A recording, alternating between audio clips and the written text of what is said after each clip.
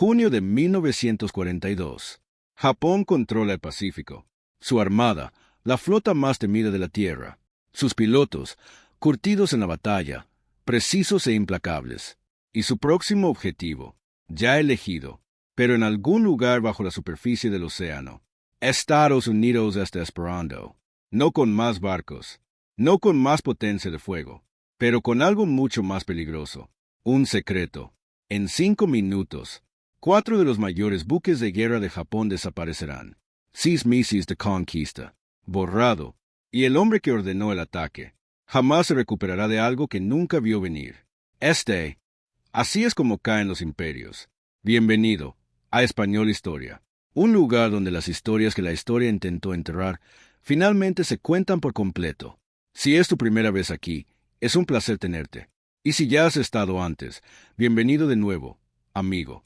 Para todos los espectadores que han vivido lo suficiente como para saber que la historia real nunca es sencilla, este canal fue creado para ustedes. Si estas historias te importan, si conocer la verdad sobre el pasado te parece importante, hay un pequeño botón rojo cerca que dice suscribirse. Un solo clic. Y no te perderás ni una sola historia. Y una pregunta, pura curiosidad. ¿Desde dónde se está viendo esto ahora mismo? Déjenlo en los comentarios. Siempre es un placer verlo. Si la historia real merece ser contada, un me gusta a este video le da la importancia que merece.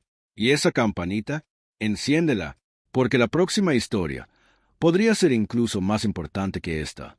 Los mapas ya se estaban redibujando. Para la primavera de 1942, Japón había logrado algo que ninguna potencia militar en la historia moderna había conseguido con tanta rapidez, tanta plenitud ni con tanta precisión devastadora. En tan solo 6 meses, se había hecho con el control de un teatro de operaciones que abarcaba millones de kilómetros cuadrados de océano, desde los confines helados de las Aleutianas hasta las costas tropicales de las Indias Orientales neerlandesas, Malasia, Filipinas, Singapur, Isla Guac, Hong Kong, Guam, nombre tras nombre, bandera tras bandera, caídos. La maquinaria bélica japonesa no solo había ganado batallas, sino que había destrozado la psicología de todo un hemisferio. Y en el centro de esa maquinaria se encontraba un hombre que comprendía, quizás mejor que nadie, lo peligrosa que se había vuelto esa confianza. El almirante Isoroku Yamamoto no era el tipo de general que celebraba. Mientras su nación brindaba por la destrucción de Pearl Harbor, Yamamoto permanecía en silencio, consciente de que había dedicado años a estudiar Estados Unidos, su industria, su determinación, su capacidad para la ira. Había estudiado en Harvard, había recorrido sus ciudades, había comprendido su carácter. También había sido quien advirtió a la cúpula militar japonesa de que atacar a Estados Unidos no era una victoria, sino una cuenta atrás. Pero el imperio no había escuchado. Así pues, Yamamoto hizo lo que hacen los estrategas brillantes cuando se ven rodeados por un impulso imparable. Intentó moldearlo. Su solución fue un plan tan audaz, tan complejo desde el punto de vista operativo, que, de tener éxito, pondría fin a la guerra del Pacífico antes de que Estados Unidos pudiera recuperar su poderío. Atraería a los restos de la flota del Pacífico estadounidense a un enfrentamiento decisivo cerca de un pequeño atolón de coral llamado Isla Miwa, y los aniquilaría por completo.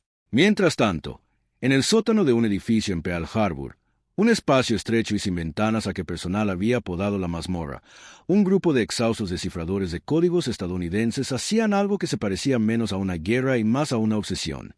Estaban leyendo el correo de Japón. El comandante Joseph Rockefeller apenas dormía. Iba a trabajar en bata. Fumaba sin parar mientras escuchaba transmisiones interceptadas, buscando fragmentos de significado entre las capas del Código Naval Imperial japonés, JN-25, que el enemigo creía indescifrable. El imperio navegaba hacia Miwa. Rochefort comenzaba a vislumbrar su sombra. Si esta historia ya te está enganchando, dale a me gusta a este video para que sigamos compartiendo más información. Compártelo con alguien a quien apasione la historia real de la guerra. En algún lugar del Pacífico Norte, una flota del tamaño de una pequeña ciudad se desplazaba en silencio.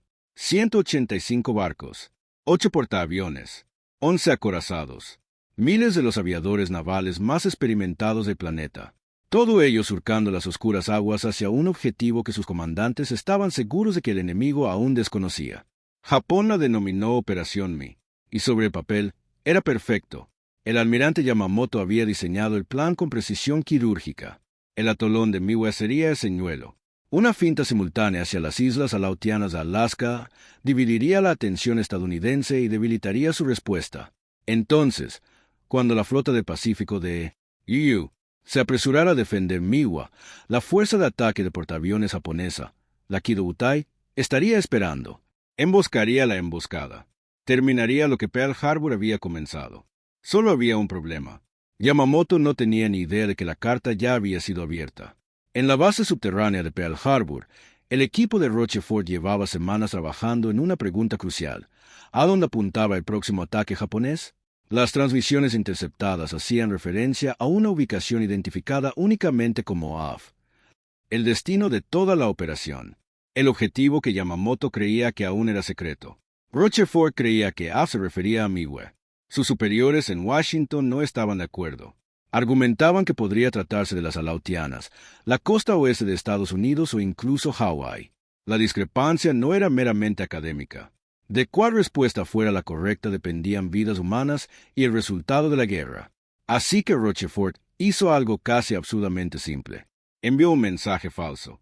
La guarnición de Midway recibió instrucciones de transmitir una señal de radio, sin cifrar, informando de una escasez de agua en el atolón. Fue una trampa deliberada, sencilla, convincente y cuidadosamente colocada en el camino de Japón. En 48 horas, una interceptación de la inteligencia japonesa informó de que AF estaba sufriendo escasez de agua. La discusión había terminado. El almirante Chester Nimitz, sereno, metódico y operando bajo una presión que habría doblegado a cualquier otro, tomó la decisión que definiría toda la guerra del Pacífico. Optó por confiar en la inteligencia. Optó por actuar antes de tener certeza. 3 portaaviones estadounidenses, el Enterprise, el Hornet y el Yorktown, que había sido reparado rápidamente, se posicionaron al noreste de Midway, ocultos en el horizonte, esperando información de emboscada. Japón se dirigía directamente hacia una trampa que había diseñado para otra persona. Y no tenía ni idea. No comenzó con la victoria, sino con la matanza. La mañana del 4 de junio de 1942 amaneció teñida de sangre estadounidense. Oleada tras oleada de bombarderos torpederos estadounidenses, lentos, obsoletos y sin escolta de cazas, atacaron la flota japonesa en lo que solo puede describirse como un sacrificio organizado. Escuadrón Torpedero 8. 15 aviones fueron lanzados. 15 aviones se perdieron. Solo un piloto sobrevivió. Ni un solo torpedo alcanzó su objetivo. Los portaaviones japoneses apenas rompieron la formación. En las cubiertas del Kido Butai, el ambiente rozaba el desprecio. El ataque estadounidense había sido repelido. La fuerza de ataque estaba rearmando sus aviones para un contraataque devastador contra Midway. Las bombas se estaban cambiando por torpedos. Las tuberías de combustible corrían expuestas por las cubiertas de los hangares, atestadas de aviones completamente cargados. La munición se apilaba en pasillos abiertos. En términos de guerra naval, los portaaviones eran catastróficamente vulnerables. Y ellos no lo sabían.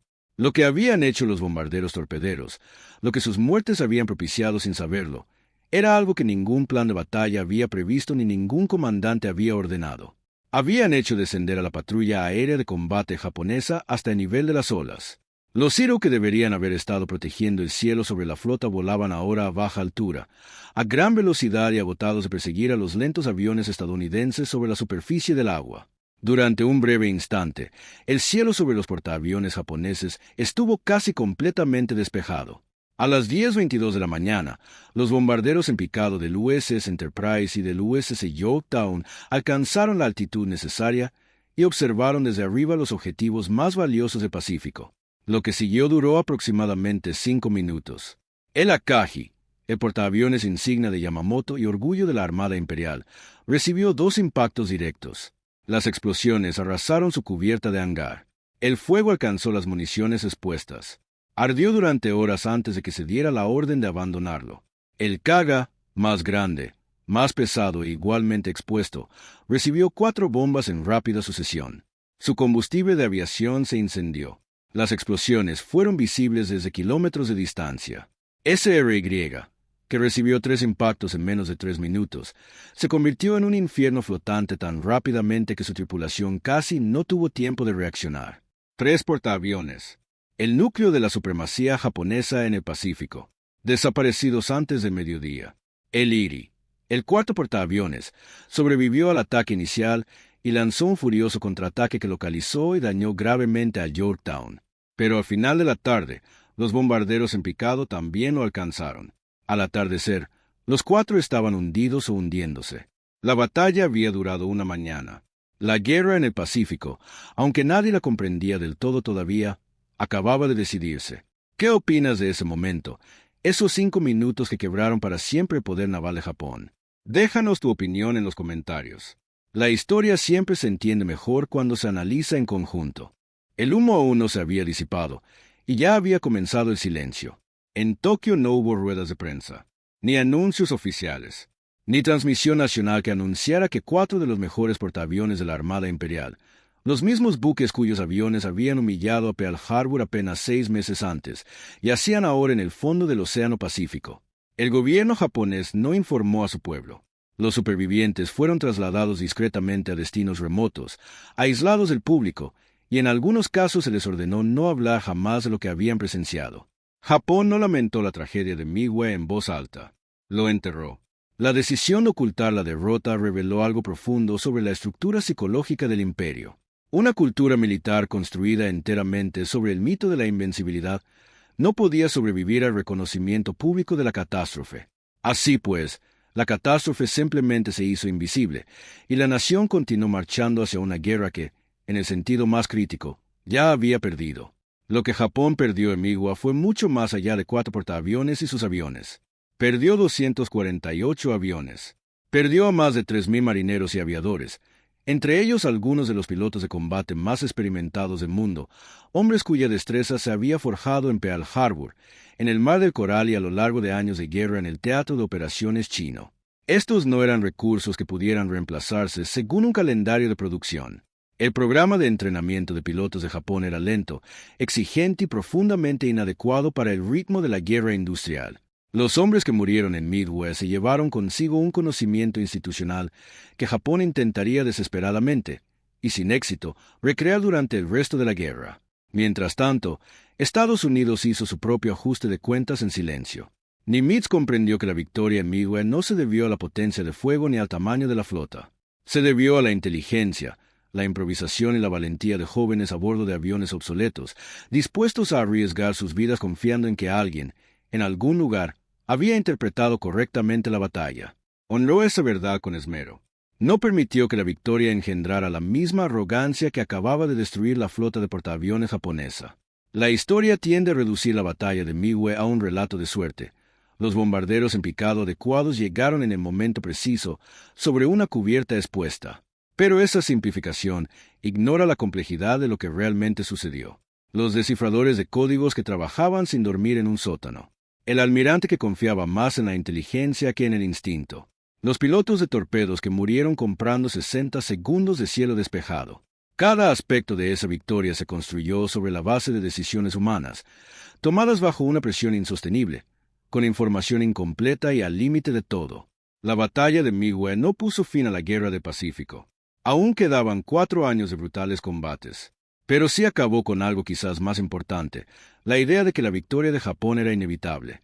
Y una vez que esa idea desapareció, el resultado de la guerra, por mucho que durara, ya estaba escrito. Los imperios no caen en un instante, pero a veces, en 5 minutos sobre un atolón tranquilo en medio del Pacífico. Comienza el otoño. Si esta historia te conmovió, si la historia real merece ser contada, suscribirte a Español Historia ayuda a mantener vivas estas historias. Comparte este video con alguien que ame la historia. Taylor Agradecera. Y para la siguiente historia, la encontrarán aquí mismo en el canal, porque la próxima batalla podría ser incluso más importante que esta.